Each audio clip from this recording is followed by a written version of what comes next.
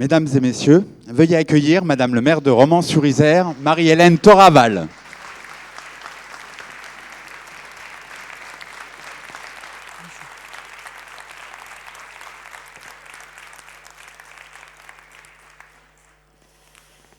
Madame la députée, cher Emmanuel, Monsieur le sénateur, cher Gilbert, Monsieur le président de Valence-Romand-Agglo et vice-président de la région Auvergne-Rhône-Alpes, cher Nicolas, Mesdames et messieurs les conseillers départementaux, Mesdames et messieurs les maires des communes voisines, les adjoints, les conseillers municipaux, Mesdames et messieurs les représentants des chambres consulaires, Mesdames et messieurs les représentants des autorités civiles, religieuses et militaires, Mesdames et messieurs, chers amis, chers Romanais. 4 ans. 4 ans, c'est long. Cela fait en effet 4 ans que nous n'avons pas eu l'occasion de nous retrouver pour cette traditionnelle cérémonie des vœux. Je suis heureuse que les hommes et les femmes qui nous ont rejoints en 2020, de même que les enfants du conseil municipal des jeunes, qui a été installé la semaine dernière, puissent vivre leur première cérémonie des vœux. Il existe un proverbe chinois qui dit « Se retrouver après une longue séparation est plus agréable qu'une nuit de noces ». Mon mari m'en voudrait d'aller si loin dans la comparaison, mais je vous dis néanmoins très sincèrement et du plus profond de mon cœur combien vous m'avez manqué. Vous n'imaginez pas à quel point j'ai le plaisir à vous retrouver ce soir à l'occasion de ce moment convivial et de partage que je crois important dans la vie d'un territoire avec celles et ceux qui en font le dynamisme au quotidien. La dernière fois que nous avons pu nous réunir à l'occasion des vœux de la municipalité, c'était en 2019.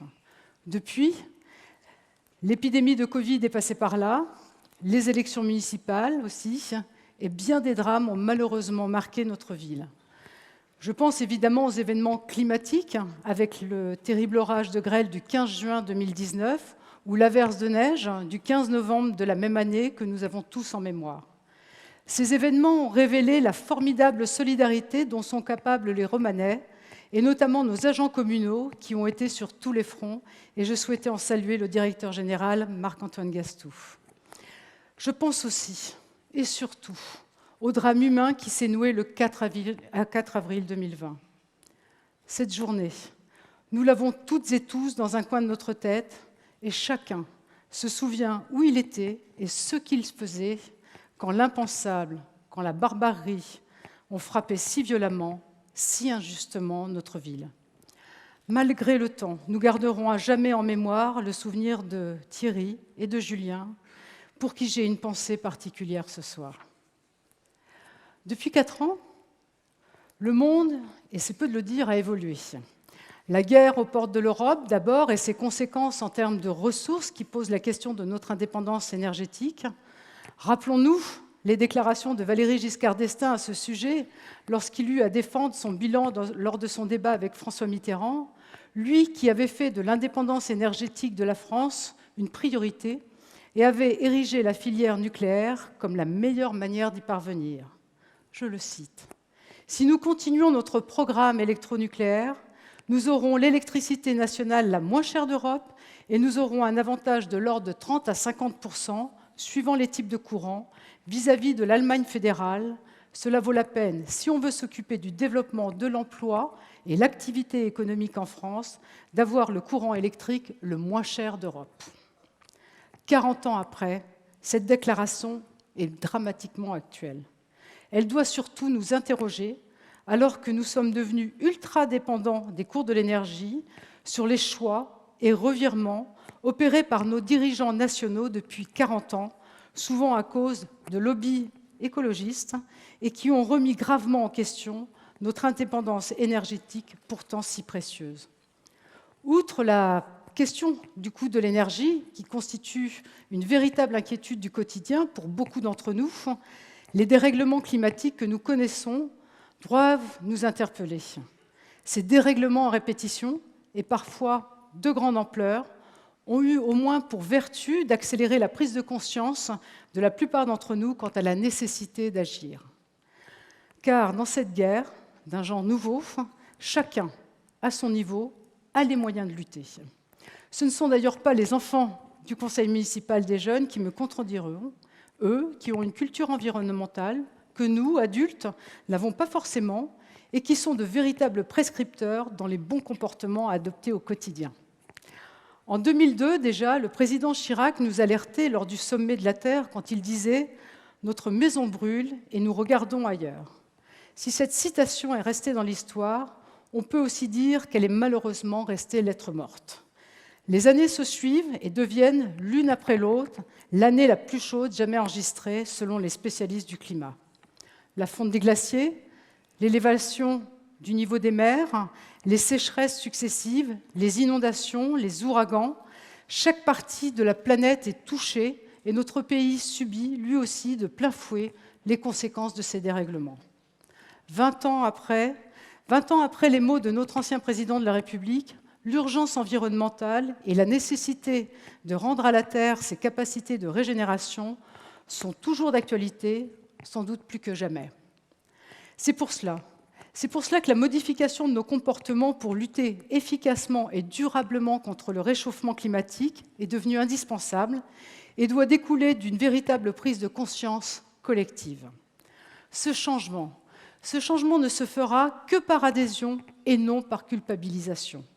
Pour ma part, je suis pour l'écologie en tant que principe qui vise à un meilleur équilibre entre l'homme et son environnement naturel, ainsi qu'à la protection de ce dernier. Pour autant, je ne serai jamais en phase avec les tenants d'une écologie politique, moralisatrice, punitive et démagogique. L'émergence de personnalités comme Greta Thunberg, dont Olivier de Kersauzon a dénoncé justement les discours incantatoires et la forte propension à insulter le monde, ne fait que cristalliser les tensions, ne fait que braquer celles et ceux que l'on appelle les climato-sceptiques et que l'on cloue au pilori. Je ne crois pas non plus que des blocages d'autoroutes ou la dégradation d'œuvres d'art servent la cause de ceux qui commettent ce type de happening, car ils ne font que susciter incompréhension et agacement. Si nous voulons réellement nous en sortir collectivement, il ne s'agit donc pas de s'enfermer dans le dogme, d'opposer les gentils écolos aux méchants pollueurs, ni de prendre des mesures par pure idéologie ou par sectarisme. Il nous faut aller avec pédagogie et pragmatisme vers des mesures concrètes et de bon sens, mais également vers des projets qui emporteront l'adhésion du plus grand nombre par leur pertinence et leur ambition. Dans ce cadre, chaque collectivité, en tant qu'acteur public et du quotidien, a les moyens d'agir en fonction de l'histoire, de la topologie et des caractéristiques propres à son territoire. Depuis la première conférence internationale sur le climat en 1979, le protocole de Kyoto en 1997 et la COP21 en 2015, la France a élaboré, avec plus ou moins de succès, plusieurs outils pour répondre aux besoins d'atténuation de notre dépendance aux énergies fossiles. Dans cette perspective, les collectivités territoriales sont, comme souvent, en première ligne, des acteurs pour répondre à ces enjeux et mettre en œuvre des actions. Les agglomérations disposent ainsi, et je parle sous le contrôle de Philippe Labadins, vice-président de l'agglomération en charge de la transition écologique, d'outils comme le plan climat-air-énergie territorial. Ce plan permet d'initier cet indispensable changement de trajectoire et aux politiques publiques de passer de l'action pour atteindre la neutralité carbone dans les meilleurs délais. Au niveau de Valence Romand Agglo, notre plan climat-énergie a été élaboré en concertation avec 180 acteurs de notre territoire et a abouti à 82 propositions d'actions concrètes. Il fixe ainsi des objectifs en matière de logement, d'alimentation, d'agriculture, de mobilité, de qualité de l'air, de gestion des déchets ou des énergies. Plus largement, il implique, là encore, une participation de tous par les gestes du quotidien.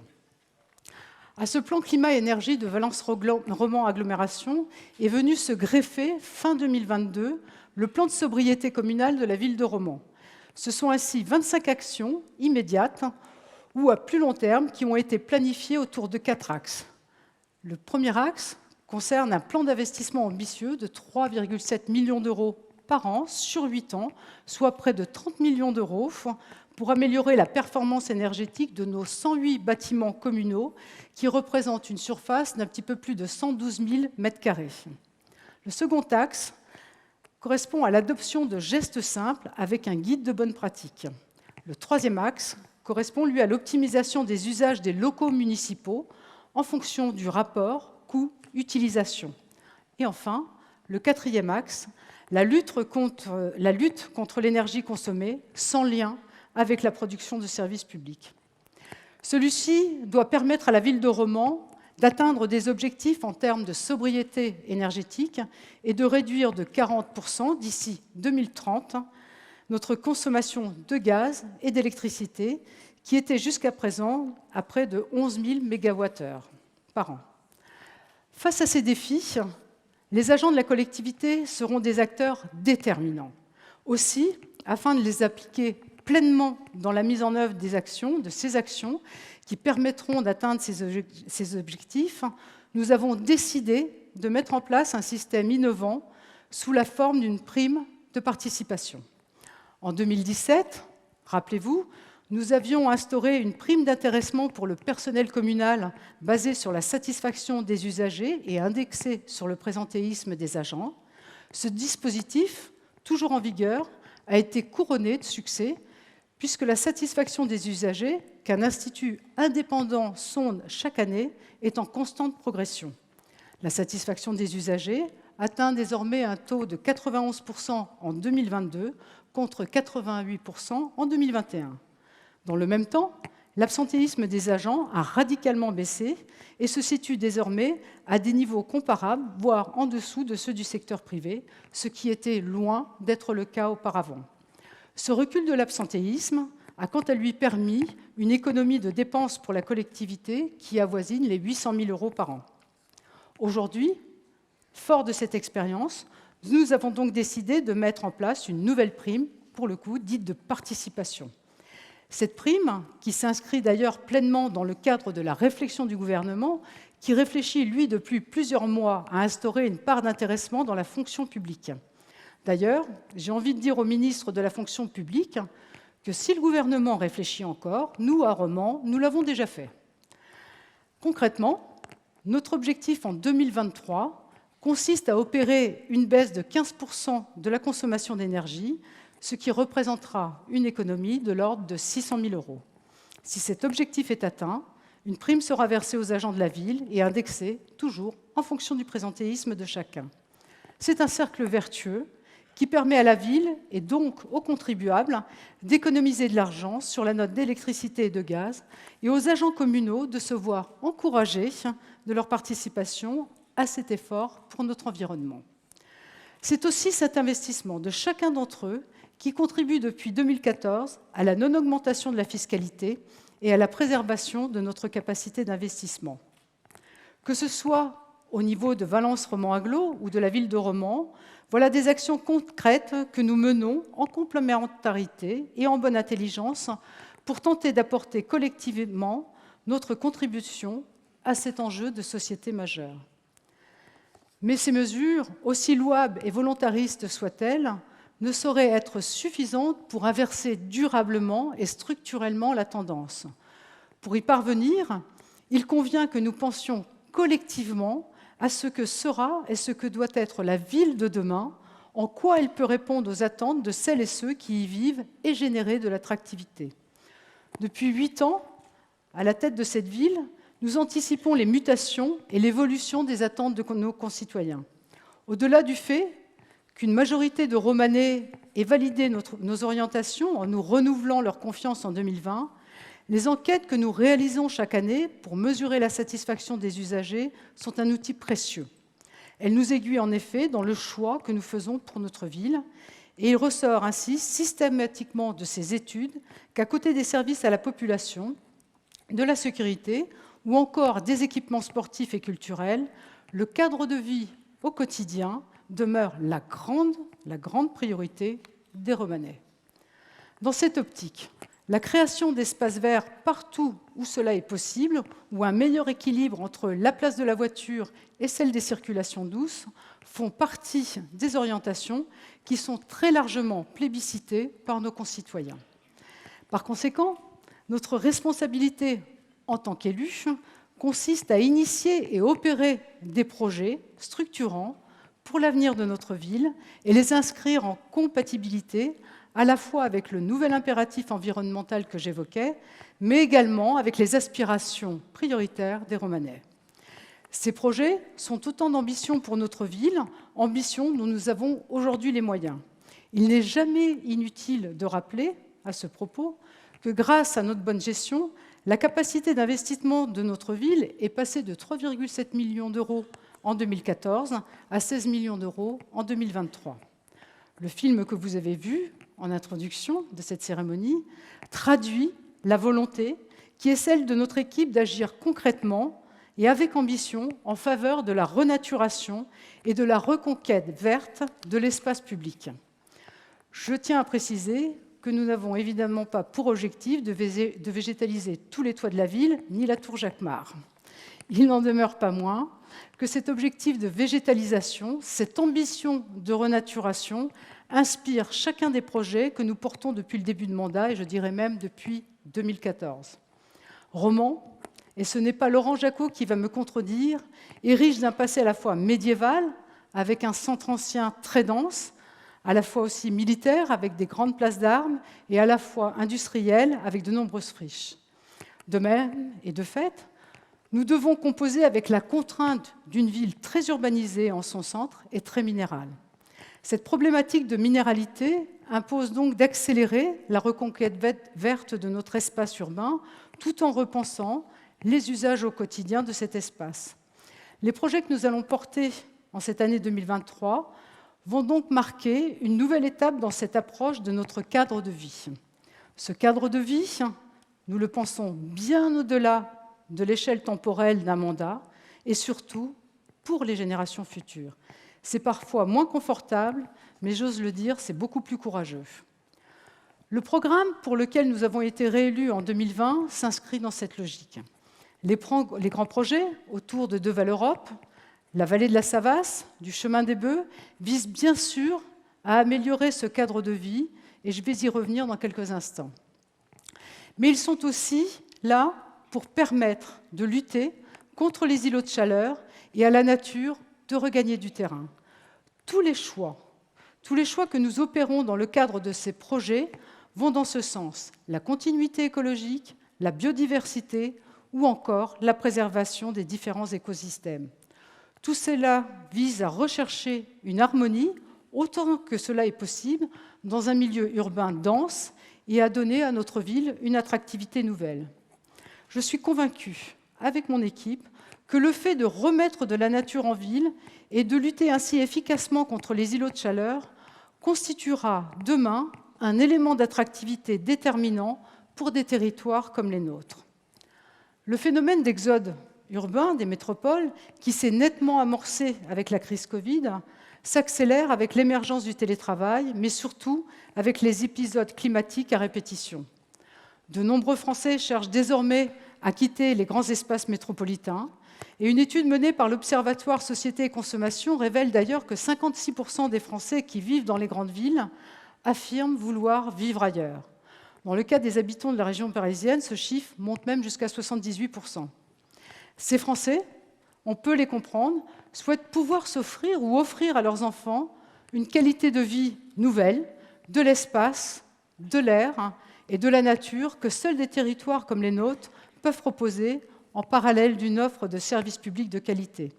C'est donc une formidable opportunité pour les villes comme Romans et plus globalement pour notre agglomération. Face à cette mutation de notre société, 3 grands projets qui figuraient à notre programme constituent des vitrines de la transformation en cours de notre ville. Je pense ainsi à la vallée de la Savasse et du parc Saint-Romain, à Deval-Europe et au chemin des Bœufs.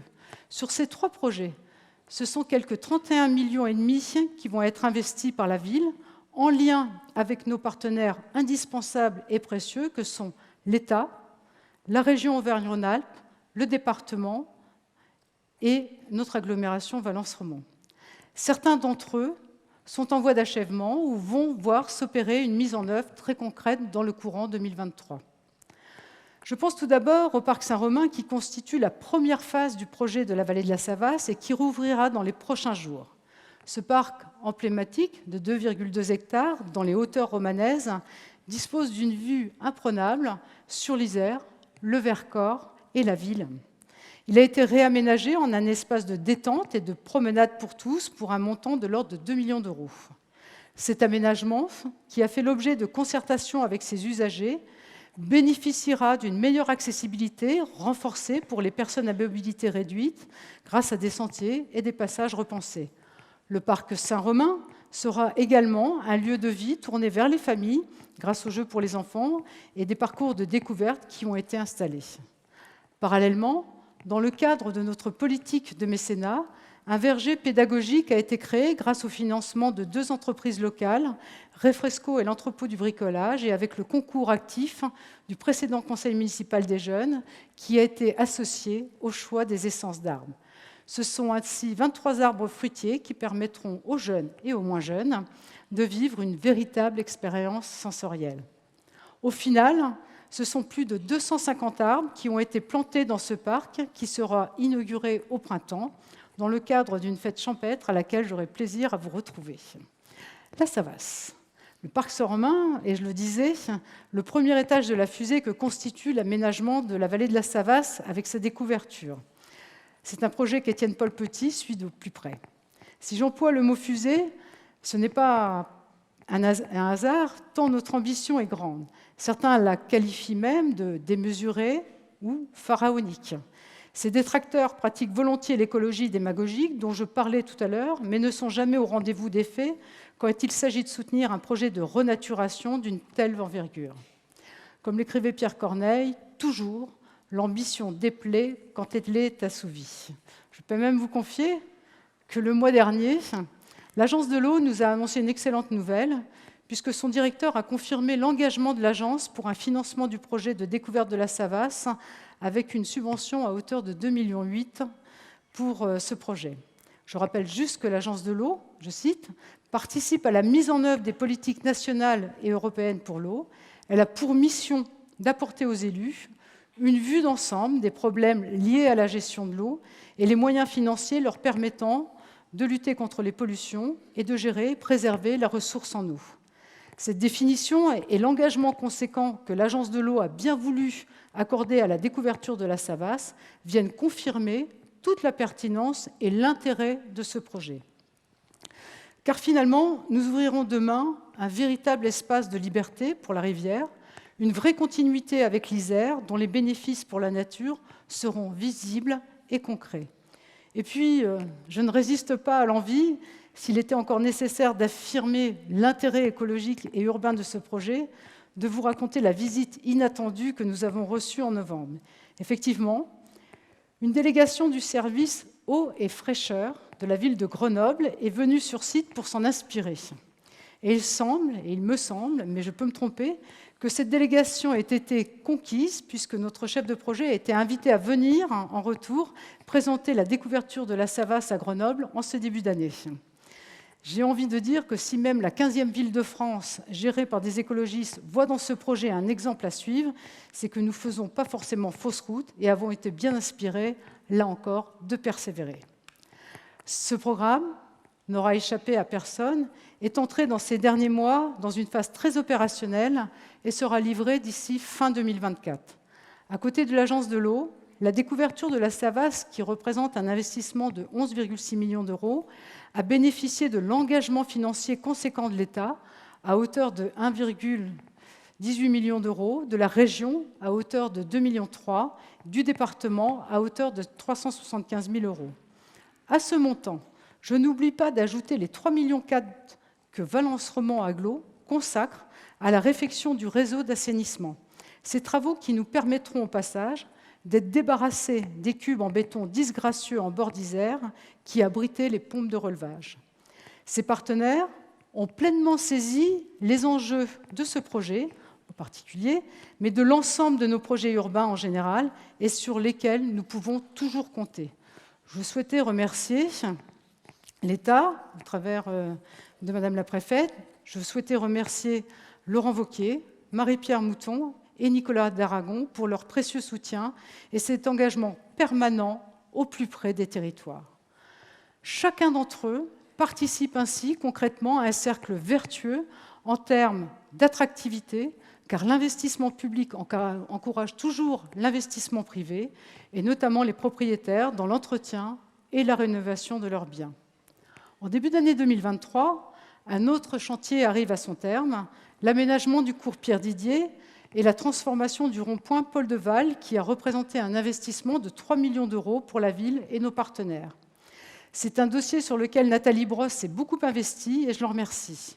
Il s'agissait là aussi d'un projet qui figurait dans notre programme municipal et qui vient en continuité de l'aménagement de l'allée nord du cours Jean Jaurès et du Champ de Mars réalisé durant le mandat précédent.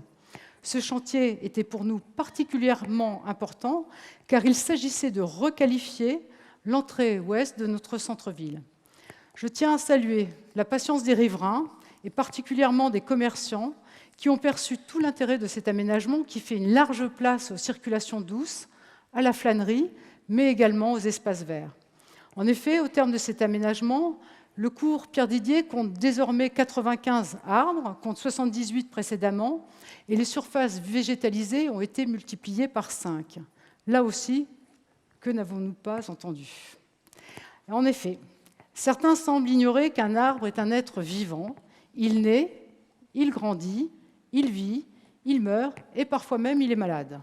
Suite aux intempéries de 2019, certains arbres de la ville ont été fragilisés et ont dû faire l'objet d'abattage, souvent en raison de leur dangerosité, mais toujours sur la base de diagnostics de l'ONF, organisme dont personne n'oserait, je pense, remettre en cause l'indépendance et la légitimité.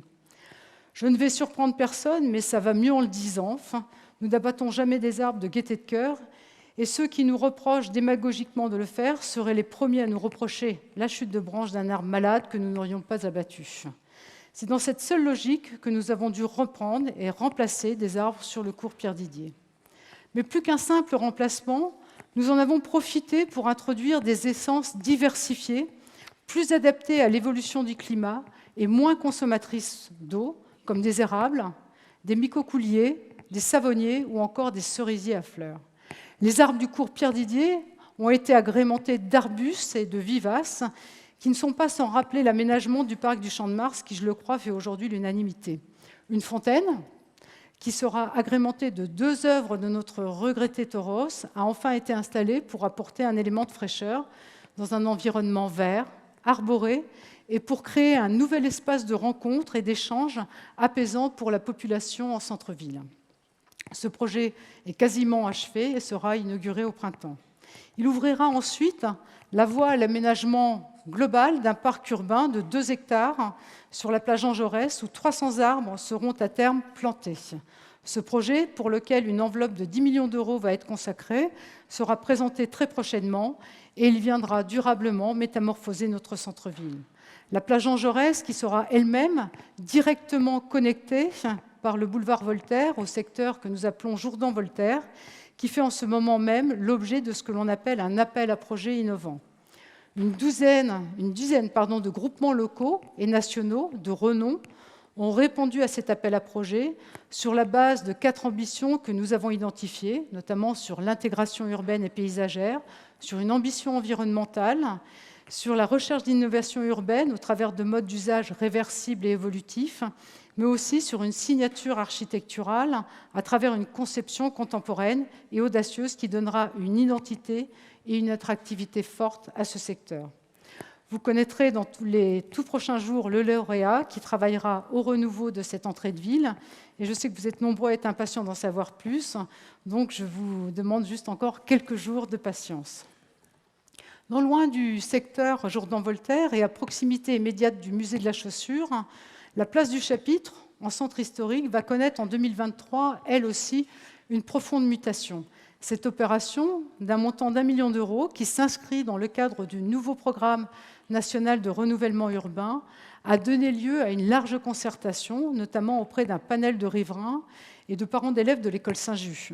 Je remercie d'ailleurs l'implication d'Edwige Arnaud, qui s'est beaucoup investie dans ce travail de pédagogie avec l'école. Cet aménagement permettra de transformer cet espace afin de créer un lieu confortable et convivial adapté aux usagers du site. Ce lieu s'inscrira dans les parcours piétons et touristiques du centre historique et verra la création d'un square de 600 m² en lieu et place de l'îlot Musselon qui était jusqu'ici à l'abandon. Je rappellerai aussi également que cet aménagement s'inscrit conjointement avec la réhabilitation privée de l'ancienne gendarmerie, projet concrétisé dans le cadre du dispositif Invest in Romans, dont le succès n'est plus à démontrer. Ce dispositif Invest in Romans, il permet la régénération d'espaces urbains à partir de friches, et il a d'ailleurs obtenu, coup sur coup en 2022, le Grand Prix des maires RMC et le Terrier Terriador au mois de novembre dernier, et je ne doute pas mon plaisir d'en faire état ici ce soir. Pour finir sur ces projets urbains à dimension environnementale qui vont se concrétiser dans le courant de cette année, je vous parlerai du chemin des Bœufs qui représente un investissement de 3,5 millions d'euros, dossier sur lequel Damien Gott notamment s'est beaucoup investi. Le chemin des Bœufs est un véritable poumon vert à proximité immédiate du centre-ville. Il est pourtant mal connu des Romanais, alors qu'il est un des rares endroits romans en connexion directe avec l'Isère. Il est très utilisé par les adeptes de la course à pied et malheureusement aussi souvent emprunté comme raccourci par les automobilistes. Nous avons donc décidé de réaménager totalement ce secteur en y privilégiant la promenade et les loisirs de plein air et en y incluant des aménagements sportifs et notamment des bulles sportives orientées vers le sport santé. Nous avons également fait le choix de maintenir la circulation automobile, mais dans le cadre d'une vélorue qui imposera une priorité aux cyclistes et une vitesse apaisée aux voitures. Voilà, mes chers amis, tracés quelques-uns des projets qui nous inspirent et qui vont marquer cette année 2023 pour faire de Romans une ville plus attractive, plus belle et plus verte. D'autres projets vont animer cette année 2023. Je pense notamment à la fin de l'aménagement des abords de la tour Jacquemart, qui a été en partie réalisé grâce au mécénat d'entreprises. Je pense aussi à la reconstruction du stade Émile Gras, tant attendu par les boulistes, au projet Terre de Paddle, au tennis des Chasses, qui va voir entre autres la création de 3 terrains de paddle tennis et de 2 terrains de terre battue. Je pense aussi à l'ouverture de la maison de santé Pouchelon, derrière Marc Avenue, projet sur lequel Nathalie Lanquette s'est particulièrement impliquée aux côtés de notre conseillère départementale Linda Adjari. Je pense aussi au réaménagement du square Nicole Algan, qui contribuera à valoriser l'entrée du musée de la chaussure. Je pense aussi à la réhabilitation totale de la Maison du Mouton, l'un des plus vieux édifices de Romans qui aurait pu s'écrouler si nous n'y étions pas intervenus. Ce sont plus de 7 siècles d'histoire qui sont ainsi sauvés. Je pense enfin à la nouvelle école d'art, baptisée l'Atelier, qui sera un élément d'attractivité nouveau en centre escien, à l'angle des places Perrault-de-Verdun et Fontaine-Couverte. Et c'est un projet qui tient à cœur, je le sais, à Florence Maire. Aux rénovations, j'y pense aussi, notamment aux rénovations énergétiques qui vont se poursuivre dans les écoles pour le confort des élèves et des enseignants. Et enfin, je pense encore à la poursuite du déploiement de la vidéoprotection, en particulier dans les quartiers résidentiels. Sur ce dernier point, je tenais à vous dire que l'enquête de satisfaction que nous avons opérée auprès de la population en décembre dernier conclut à la fois à la grande satisfaction de nos concitoyens en la matière, mais également au fait que la sécurité demeure toujours dans les principales priorités. Aussi, je tiens à dire que nous ne lâcherons jamais rien dans la lutte acharnée que nous menons contre la petite délinquance, qui est le fait d'une infime minorité et qui pourrit la vie du plus grand nombre dans certains quartiers à Romans comme ailleurs. Je le dis sans détour, je ne trouverai jamais aucune excuse à ceux qui volent, qui saccagent et qui ne respectent rien, pas plus que je ne trouverai d'excuses à ceux qui s'en prennent aux forces de l'ordre, à nos policiers nationaux et municipaux, à nos gendarmes et à nos pompiers. Je voudrais ici que nous rendions hommage à ces hommes et ces femmes qui donnent tant au quotidien pour la sécurité des biens et des personnes. Ils méritent notre soutien. Nous continuerons donc, en lien avec la police nationale, à mettre les moyens nécessaires pour répondre à cet enjeu prioritaire pour notre population. Concrètement, en 2023, Ce sont ainsi une quinzaine de caméras de vidéoprotection supplémentaires qui seront déployées, notamment dans les quartiers résidentiels. Cela portera le nombre de caméras à 175, toujours en gardant l'objectif d'en avoir 200 d'ici la fin du mandat, contre 100 en 2020 et 0 en 2014. Vous le voyez, les projets ne manquent pas et nous sommes déterminés à poursuivre notre action et notre travail à votre service et au service de notre ville. Le travail qui constitue une valeur qui m'est particulièrement chère, mais qui est parfois galvaudée. Elle forme pourtant le ciment d'une société mature et prospère. Cette valeur travail qui est si chère également à nos entreprises et à nos entrepreneurs. Permettez-moi d'ailleurs d'avoir à cet instant une pensée pour Michel Bollet, Philippe Deval et Jean-François Bossane qui nous ont quittés il y a quelques jours et qui étaient si attachés. Cette valeur travail qui caractérise aussi nos artisans, nos commerçants romanais, eux qui ont toujours su se relever des crises et qui croient en notre territoire. J'en veux pour preuve le dynamisme de nos entreprises qui se développent, créent de l'emploi et contribuent à la vitalité économique de notre ville et de notre agglomération. J'en veux également pour preuve l'émulation du commerce à Romans, et notamment en centre-ville, qu'Amanda Clouzot défend avec beaucoup d'ardeur, où des commerçants s'installent et développent des activités. C'est ainsi que la vacance commerciale, qui était supérieure à 18% en 2017, est tombée en dessous de 10% fin 2022. J'y vois là de la confiance. J'y vois là aussi le résultat de l'accompagnement que nous apportons à ces acteurs majeurs du centre-ville, dans le cadre des dispositifs comme Shopping Romans, qui a permis d'accompagner 18 porteurs de projets depuis son lancement en 2018, ou alors à l'aide au développement que nous accordons conjointement avec la région Auvergne-Rhône-Alpes, qui a permis d'accompagner plus de 30 commerces dans leurs travaux d'aménagement depuis son lancement en 2019. Ce regain d'activité, cette confiance retrouvée en notre ville, se traduisent très concrètement dans les chiffres. Ainsi, le salaire médian augmente significativement à Romans, le nombre de bénéficiaires du RSA a diminué de 16% et le nombre de demandeurs d'emploi enregistre lui aussi un net recul depuis 2 ans de l'ordre de 14,4%. Nous pouvons nous féliciter de ces résultats encourageants qui sont le résultat d'un travail collectif.